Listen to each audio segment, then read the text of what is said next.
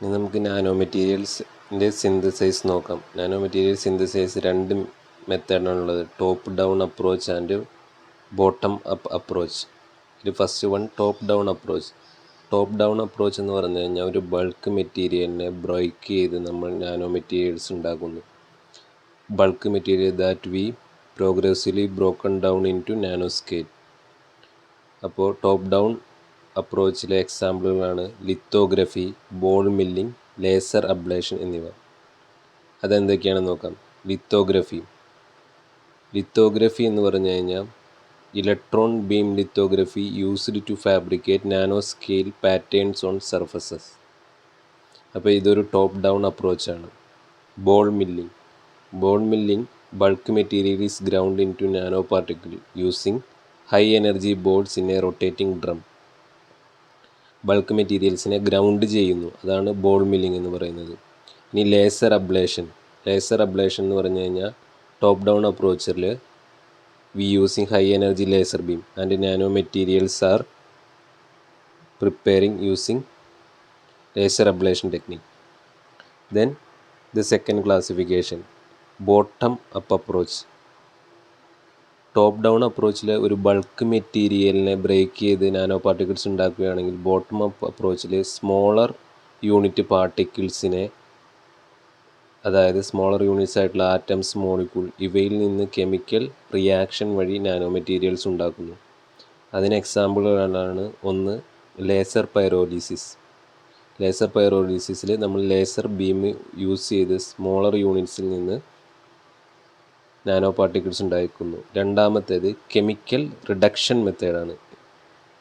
ഈ chemical reduction രണ്ട് തരത്തിലുണ്ട്. റെഡ്യൂസിങ് ഏജൻ്റ് ഉണ്ട്, അതുപോലെ ഇലക്ട്രിക് റിഡക്ഷനും ഉണ്ട്. അതിലൊന്നാമത്തെ റെഡ്യൂസിങ് ഏജൻറ്റ് വഴിയുള്ളത് എങ്ങനെയാണെന്ന് നോക്കാം. Nano particles like gold, silver can be prepared by using reducing agent. ഇപ്പോൾ റെഡ്യൂസിങ് ഏജൻറ്റ് എന്ന് പറയുന്ന മെത്തേഡ് ഉപയോഗിച്ചിട്ട് നാനോ പാർട്ടിക്കിൾ ലൈക്ക് ഗോൾഡ്, സിൽവറൊക്കെ ഉണ്ടാക്കുന്നു. അതായത് for example silver from silver nitrate solution.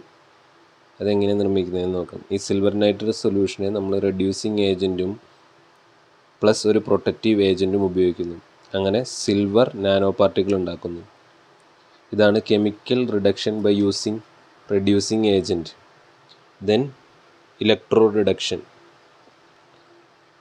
അത് കെമിക്കൽ റിഡക്ഷൻ്റെ തന്നെ രണ്ടാമത്തെ മെത്തേഡാണ്. അതിനൊരു എക്സാമ്പിളാണ് കോപ്പർ നാനോ പാർട്ടിക്കിൾ ഉണ്ടാക്കുന്നത്, preparation of copper nano particle. Then next method is sol gel മെത്തേഡാണ് അടുത്തൊരു മെത്തേഡ്. ബോട്ടം അപ്പ് അപ്രോച്ചിലെ വളരെ ഇമ്പോർട്ടൻ്റ് ആയിട്ടുള്ള മെത്തേഡാണ് സോൾ ജെൽ മെത്തേഡ്. അപ്പോൾ സോൾ എന്താണ്, ജെൽ എന്താണെന്ന് നമുക്കറിയണം. Solid nano particle dispersed in liquid, അതിനെയാണ് സോൾ എന്ന് പറയുന്നത്. ഇനി gel, liquid dispersed in solid nano particle. അപ്പോൾ സോൾ എന്ന് പറയുന്നത് സോളിഡാണ്, സോളിഡ് ഡിസ്പേഴ്സ്ഡ് ഇൻ ലിക്വിഡാണ്. ജെൽ എന്ന് പറയുന്നത് ലിക്വിഡ് ഡിസ്പേഴ്സ്ഡ് ഇൻ സോളിഡാണ്. അപ്പോൾ സോൾ ജെൽ മെത്തേഡിൽ നമ്മൾ ഫസ്റ്റ് സോൾ പ്രിപ്പയർ ചെയ്യണം. അതിനാണ് ഹൈഡ്രോളിസിസ് എന്ന് പറഞ്ഞ മെത്തേഡ് ഉപയോഗിക്കും. ഹൈഡ്രോളിസിസ് എന്ന് പറയുന്നത് മെറ്റാലിക് ആൽക്കോക്സൈഡ് ഓർ മെറ്റാലിക് സാൾട്ടിനെ ഹൈഡ്രോളിസിസ് നടത്തുമ്പോൾ നമുക്ക് സോൾ കിട്ടുന്നു. ആ സോളിൽ ഇമ്പ്യൂരിറ്റീസ് ഉണ്ടായിരിക്കും, അതാണ് സോൾ പ്രിപ്പറേഷൻ. ഇനി ഈ സോളിനെ കണ്ടൻസേറ്റ് ചെയ്യുന്നു, അതാണ് രണ്ടാമത്തെ സ്റ്റെപ്പ് സോൾ ജെൽ മെത്തേഡിൽ. അപ്പോൾ നമുക്ക് കണ്ടൻസേഷൻ വഴി സോൾ ജെൽ ട്രാൻസ്ഫോർമേഷൻ നടക്കുന്നു. ദെൻ തേർഡ് സ്റ്റെപ്പ്, അതാണ് ജലേഷൻ. കണ്ടൻസേഷനിൽ നമുക്കൊരു നെറ്റ്വർക്ക് സ്ട്രക്ചർ ആയിരിക്കും കിട്ടുക, അതിനെ ജെല്ലാക്കി മാറ്റുന്നു ജലേഷനിൽ. Then fourth step ageing and drying. Ageing and drying means removing solvent in this step. Solvent remove ചെയ്യുന്ന സ്റ്റെപ്പാണ് ഇത്. Then fifth one is calcination. Obtain ചെയ്യുന്ന ജെല്ലിനെ നമ്മൾ ഹീറ്റ് ചെയ്യുന്നു, അങ്ങനെ ഫൈനൽ പ്രൊഡക്റ്റ് ഒബ്റ്റെയിൻ ചെയ്യുന്നു. ഇതാണ് സോൾ ജെൽ മെത്തേഡിലെ 5 സ്റ്റെപ്പുകൾ. Hydrolysis, condensation, gelation, ageing and drying, calcination.